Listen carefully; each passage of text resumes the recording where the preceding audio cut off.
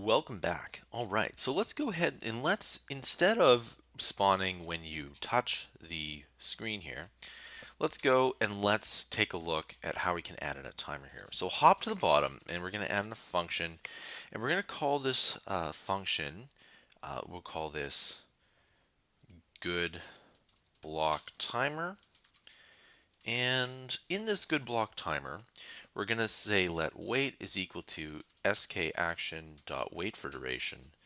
And we'll wait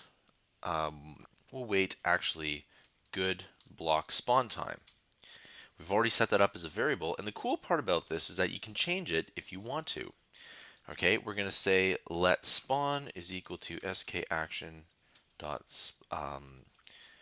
run block, and in that run block, we're going to say if is collecting is double equal to true. And remember, this is that game state variable that we have in order to make this work here. So setting anything up with a game state variable, specifically a Boolean game state variable, will be very helpful. We're going to go to self dot spawn block good. Pretty simple stuff. Now, outside of this run block, we're going to say let sequence is equal to skaction dot sequence, and we're going to say in here it's going to be wait, then spawn. Then we're going to say self dot run action, and we're going to make this skaction dot repeat action, and we're going to repeat this action. We're going to repeat the sequence a total of 17 times. All right, and if you want to, we can set this up, or in this case, it would be 32 times here. Okay, so we have our good block, and we're also going to add in our, we'll call this bad block timer, and it's pretty much the same thing. We're going to say let wait is equal to skaction dot wait for duration, and we're going to say bad block spawn time because we have a variable for that.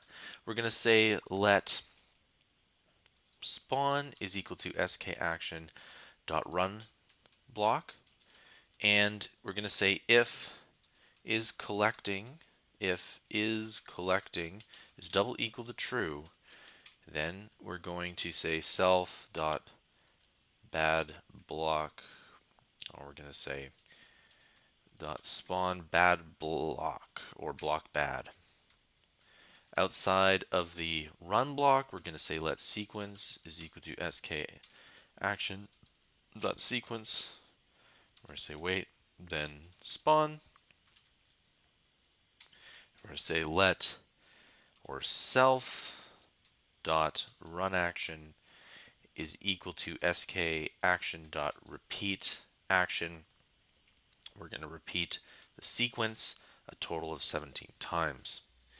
All right, then what we need to do is we need to go and set this up here at the top. Okay, so we're going to say that this is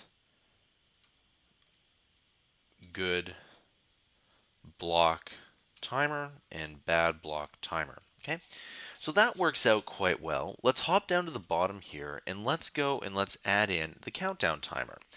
All right, so it's we'll call this countdown timer logic, and it's, again, we need to set up, it's pretty much the same thing. Now again, you're probably wondering, well, do we really need to set up these individual timers? The answer is pretty much yes. You should set up a timer here. Now there is a way to set up one timer and then pass different items into it. There is a way to do that. However, I prefer this way just because it's a little bit easier to understand. So we're going to say let wait is equal to skaction.wait for duration, and we'll wait a total of 1 second, which will be the timer here.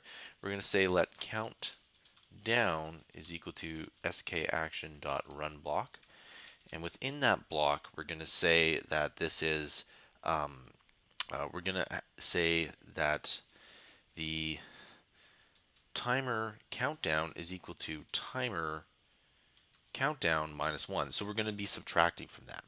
Now we need to add in an if statement. So if timer countdown is less than or equal to 30 and that game state variable is collecting is double equal to true, okay, we're going to say, for example, LBL main dot alpha is equal to game label alpha.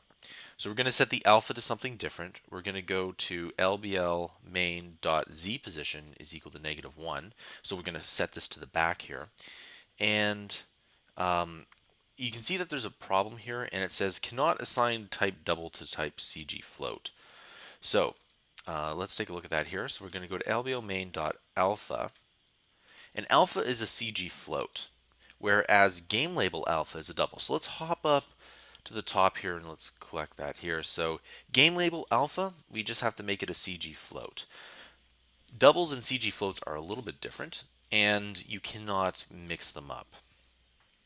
Maybe in a different version of Swift, in a future version if they decide to do that, but not now. So we're going to say LBL score dot alpha is equal to game label alpha, and then LBL score dot z position is equal to -1. LBL score, and then we're going to go to LBL timer dot alpha is equal to game label alpha, and we're going to go to LBL timer dot z position is equal to -1, and then we're going to go to LBL timer dot text is equal to, and we're going to print the timer countdown. All right, get rid of the extraneous space so that it looks a bit better. Make sure you don't delete anything important. Okay, and that actually looks pretty good. Outside of the run block, though, what we want to do is say let sequence is equal to skaction.sequence. We're going to add in the wait, and then we're going to add in the wait here, and then we're going to add in the countdown. Then we're going to say self.runAction is equal to skaction.repeatAction, and we're going to repeat the sequence a total of timer countdown times. Okay, there we go. So that way it will indeed work. And of course, we do have to put this up here. Timer or countdown timer logic. And you want to make sure that you call that before we move on. All right, this concludes the tutorial.